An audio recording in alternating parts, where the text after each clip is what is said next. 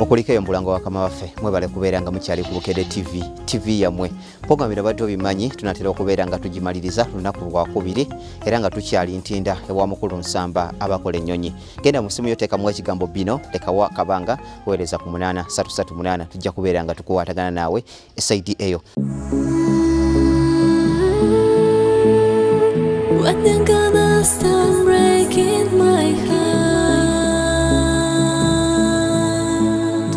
I don't wanna be another one, paying for the things I never done. Don't let go to my love.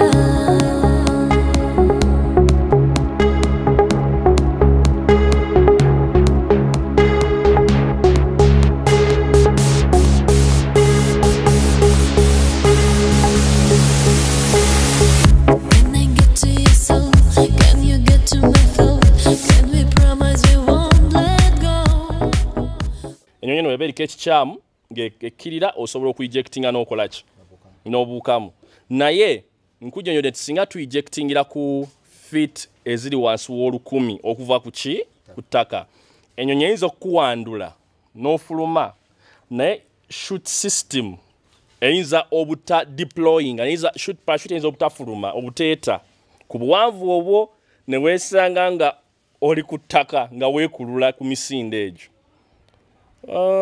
Bw'oba amanyira okubwa bajaji ne boxer tojja kifaako. Alaba Bukedde TV ayagala mukakasa kituufu bino tugamba yalinnye ebbaati lino bbaati lyennyini etannakaka nze bwenkoona kompuso ulya bbaati kika kya bbaati omanyi wano mu Africa definition y'ebbaati ekyuka mu bantu ab'enjawulo abamu omubuuza ebbaati kyeki ebbaati ly'ennyonyi kyeki ajja kugamba kyekibikka ennyonyi omulala w'omubuuza ebbaati ly'ennyonyi kyeki ajja kugamba liba bbaati nga lino ery'emmotoka okiraba kati okunyonyola abatuuliriza okukola life simple lyerina ebbaati ly'ennyonyi lye balinnya lyennyini siriyungirire livaawa ebbaati lino ffe tulyesaanuusiza tufuna ebyuma ebiri various ne tulifuula ky'oliraba nga mulimu ne materials endala nga polster kuba bw'okolawo kisoundinga more of like aluminium naye nga tabeera full aluminium, it's mixed up. So tulina engeri gye tubikola bwe tumala obikola ne tusobola okugjayo end result gy'olaba wano. Mukulu Nsamba ebbanga lyomaze nga muzimba ennyonyi lino ery'omwaka ogumu otugambye mbu ennyonyi ziyinza n'okumala emyaka 6 k'omuntu oli ku nnyonyi emu ozimba. Y'ensonga lwaki ennyonyi ziri very expensive, y'ensonga lwaki ennyonyi zigula buwanana. Sijja kuva eri nzimbe nnyonyi ngiseeko emyaka 6 nva eri nsabe $1,000,000 okiraba bonna abazimba ennyonyi y'ensonga lwaki ennyonyi zigula ssente nnyingi baba bakuguza time invested zitwala ebbanga ddene okukola. Abatuwuliriza wano kankuwa ekyokulabirako project ene tute ebbanga ddene. In fact abasinga eri baali balowooza nti project ya failinga twagivaako.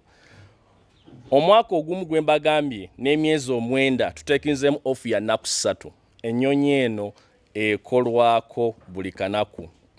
Tulina dedicated technical team abenkola nabo bo bakoze bambi omulimu gw'amaanyi nnyo kubanga era nani yagadde boy radio bebaza kuba bakoze omulimu gw'amaanyi technical team okuba nti etuusiza ennyonyi eno woogiraba wano mu mwaka gumu n'emyezi 9 abali mu field y'ennyonyi bategeera kyentegeeza nti bakoze omulimu gw'amaanyi wano woogiraba singa abadde bakola mpola ngoba nga tukola mpola wano woogiraba wankirabe oluvannyuma lwa myaka 2 nga n'ekitundu kyolaba kati kyandibadde oluvannyuma lwa myaka 2 nga n'ekitundu naye tugezezaako okupushinga era nga omulimu gweyogere bagezezaako naye nga singa mukomawo nga mu mwaka guno waguggwako tugenda kuba tu installing as EFIS oba EFIS ze system ezivuga ennyonyi. Zikola bingi. EFIS kiba eba screen nga olaba touch screen yona eba nene bwet naye nga ya touch ebeera muli munda mu maaso ga pilot ye mulago obuwanvu bwaliko emisinde gyadduka direction gyaddamu oba gye bayita heading oba bearing ye mulaga vertical speed speed kijawalampirako manyi oba owalampa ng'olinnyalinnya babala emisinde gy'owalampirako waggulu oba emisinde gy'okkiririrako eyo gye bayita vertical speed. Emulaga vertical speed emulaga ebintu bingi amafuta galinamu RPM oil pressure bingi nnyo eyo computer byekola ki byeraga.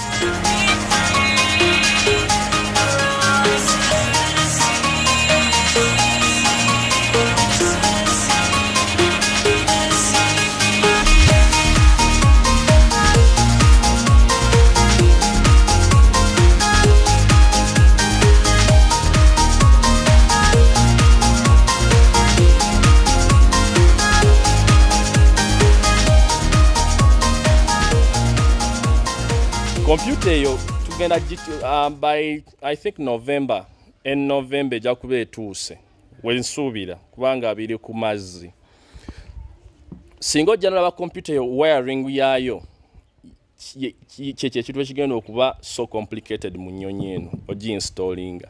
Okuinstallinga EFIS mu nnyonyi kiri complicated kiza notwalira wiiki 2 oba 3 ate obuzibu obuliwo EFIS eri very expensive. EFIS systems ziranginga kuva ku $600 paka ku $1,800. So tukute computer ya $1,800 eya EFIS tugina mu cockpit tewani yagadde jiwa yaringa bubi n'ogyokya $1,800 oboyokeza sente mmekawa anti eza Uganda yange zibalengera okubuuza nti olwo mubeeranga mu semayi bulungi dollar rate someone akwere calculation yawo so ziba sente nyingi ngera zikubuulira naye okuwiringa mu EFIS kitwala accuracy nene okyaba especially kugwaji wiringa kati nze ngenda okuinstallinga EFIS ziba $1,800,000 eyo EFIS ya $1,800,000 so nze ngenda okuinstallinga mu EFIS byagwa byonna okuordaringa EFIS system eyo tewani yagadde kujocha kati tuva ku EFIS tuyere ku transponder waliwo ekyuma ekya bayita transponder transponder eyamba control tower Entebbe okuba nti eyogeraganya ne okuba nti neraba ennyonyi weeri. Transponder eyamba control tower okumanya ennyonyi weeri ne direction gyerimu n'obuwanvu bwerimu. Transponder yeyamba control tower okulaba ennyonyi ku radar yaabwe. Waliwo ekintu ekiconfusing ennyo abatuwuliriza baconfusing ekigambo radar oba radar ne radar. Kanjala kubayamba okyawula radar ne radar bintu bibiri byawufu. Radar yeno kano kyolaba eno ye radar. Radar ye computer eraga ennyonyi waweeri ebeera mu control tower. So waliwo enjawulo ku radar ne radar.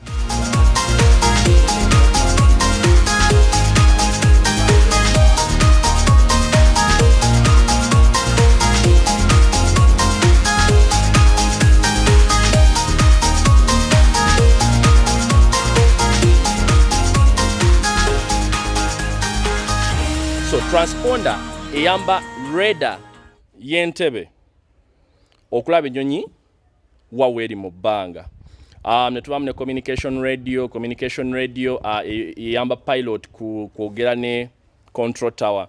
Woba ovuga ennyonyi olina okufayiringa kye bayita flight plan. Waliwo gye bayita IFR ne VFR flight plan. IFR ebeera ekigwa instrument flight rules. VFR ekigwayo visual flight rules. Woba obukidde ku instrument flight rules ga flight kyekika kya flight plan kyewafayirinze ne control tower wobeera mu bbanga ng'ovudde ku ttaka control tower yesigala okuwa amateeka okiraba eyinza okugamba turn east heading 230 kitegeeza weta omanyi direction bagibalira mu degrees mu nnyonyi so control tower yesigale kuwa amaki amateeka govugirako yekugamba nti no fly and maintain 20,000 feet descend and maintain 10,000 yegenda okubwira buli kyokkola ekyo tuyita IFR kati communication eyo eri enabled through the radio okiraba eyo communication radio gye nkugambye ebeera munda yeyamba pilot okwogeraganya neki ne control tower a VFR kale oyogera ne control tower wano ng'ositula ng'otakisinga naye w'otuuka mu bbanga oli ku lulwo okirabye wepoche nerabidde okunyonyola